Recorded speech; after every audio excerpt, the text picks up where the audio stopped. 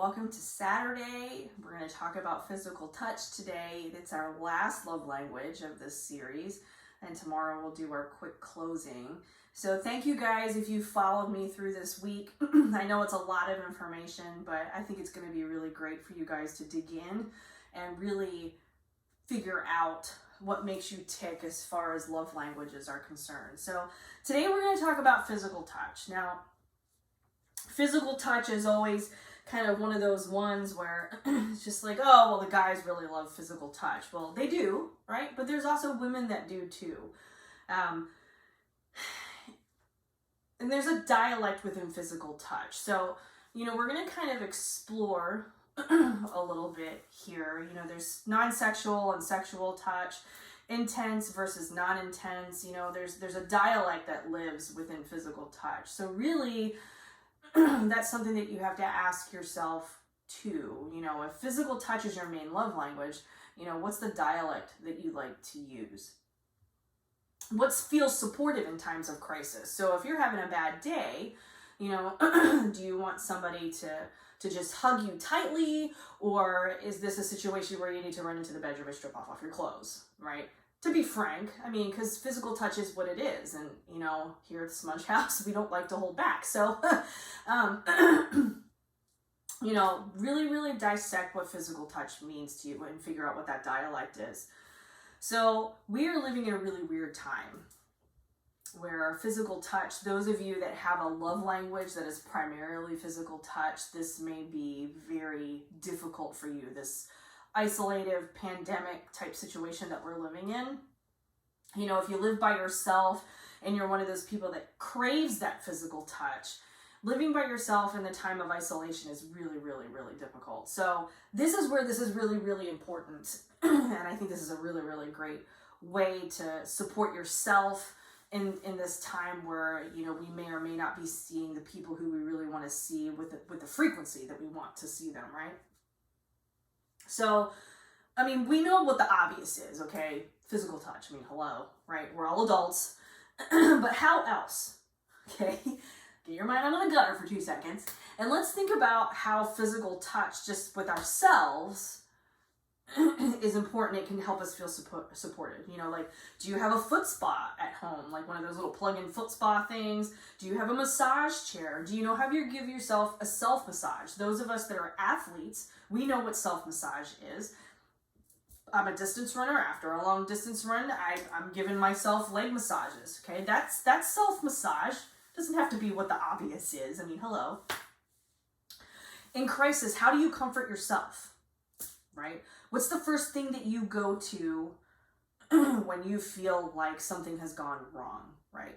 Do you go and lay on the couch and get your favorite blanket and curl up and drink a milkshake? Or, do you run outside and lay out in the sun? Or, what is it that you do for yourself as far as physical orientation?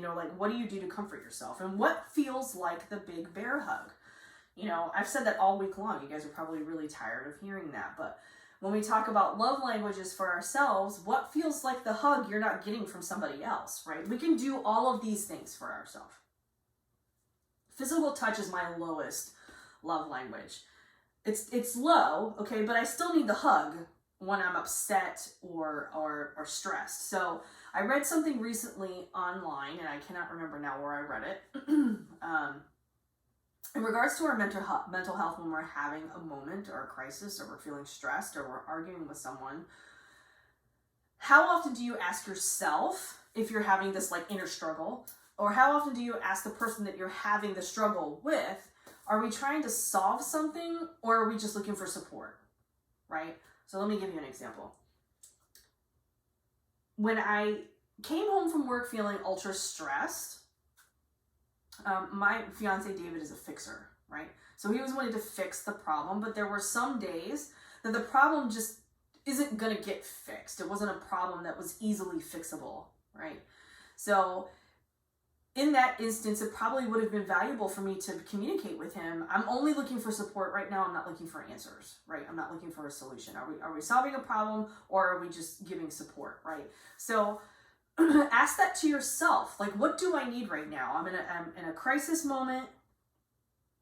right? What do I need right now? Do I just need to feel supported, or or is there a problem that can be like not tangibly, but fixed in some way, right? Would the solution make me feel better, or would the hug make me feel better, right? So I think for me, to be transparent, I think physical touch is so low for me because I'm adopted, right? Being that primal wound, being removed from your biological mother within days of birth, really affected, I think, subconsciously how I feel and see physical touch, right? It's that there's really no way for me to put it in words. Those of you who have issues with physical touch, like if this is your lowest love language like me, you may relate to this a little bit. Something probably happened to you as a childhood that kind of altered the way that you looked at it. Not that it's bad or good, it just is the way that it is. But, just the part of the journey is to acknowledge that and know that adoption trauma may have some sort of underlying foundation to why this is my lowest physical touch, not getting that physical affection from a birth mother. Not that my parents aren't affectionate, because they are, right? But it's different when it's coming from, not someone who's not my birth parent, right? So as far as yoga and meditation for physical touch, I wanted to kind of touch on something a little bit different here. You can find, we've talked a lot about finding postures or yoga classes or yoga styles that support some of these love languages. And all of those apply here. Whatever feels like, when you're in Shavasana and you're laying on your mat relaxing at the end of your practice, like, the physical touch part of that may be taking a blanket and putting it over you to hold in all of that body heat, right? Or, using props in your practice where you typically would not, right? Again, we're talking about restorative yoga here because it focuses on constructive poses, and it's like a true surrender, right? You're supported with props in a way that really, really helps your body completely relax, right? So the Kripalu Institute has, and I'll share this link later on our Facebook page, has a section on breathing exercises. Now, part of yoga is the breathing exercises. We call it pranayama, right? It's the movement of prana, which is our life force or our breath. If you've ever been to a formal yoga class, you'll hear chanting and focusing on your breath and dropping into the space and paying attention to the lengths of your breath and the texture. You guys have probably heard me say it if you've taken one of my yoga classes. So, there's a lot of focus on the breathing techniques in a yoga practice, because again, like we've talked about before, yoga is not just about the postures that we take, it's about the breathing too, and the meditation and those sorts of things. So I'll share the link later, but the Kripalu Institute has a little article that shows 3 different breathing exercises that are really, really good for kind of centering yourself. And I thought that pranayama was kind of appropriate here, because it's something that you can feel. Physical touch is, the things that we feel on our skin, how our clothes lay on our body, or, what the ground feels like under our back body. So I really thought pranayama was, or breathing exercises was really, really applicable here. So there was 3 different ones. There's a million different pranayama exercises, but the 3 that are showed in this particular article from the Kripalu Institute that were kind of easy to digest. And you guys, those of you who have practiced yoga, are probably familiar with some of these. So Nadi Shoshana is alternate nostril breathing. So it's breathing in through one side and out through the other, and then in again, and then out through the other. So, it's kind of alternating the nostrils on an in and out breath. It creates a little bit of balance, gets you pretty centered because you're breathing out of both nostrils, right? There's Samavriti, which is balanced breath. If any of you have been in a yoga class, you've probably heard your teacher ask you to create balance between your inhale and exhale. Some yoga teachers even ask you to count. Like inhale for 3, exhale for 3, inhale for 4, exhale for 4, right? And there's also a technique called Shitali, which is a cooling breath. I wasn't familiar with this one before I saw it on this article from the Kripalu Institute, but it is really, really interesting, and there's a video on the article that shows you how to do it. So I'll leave you guys to that.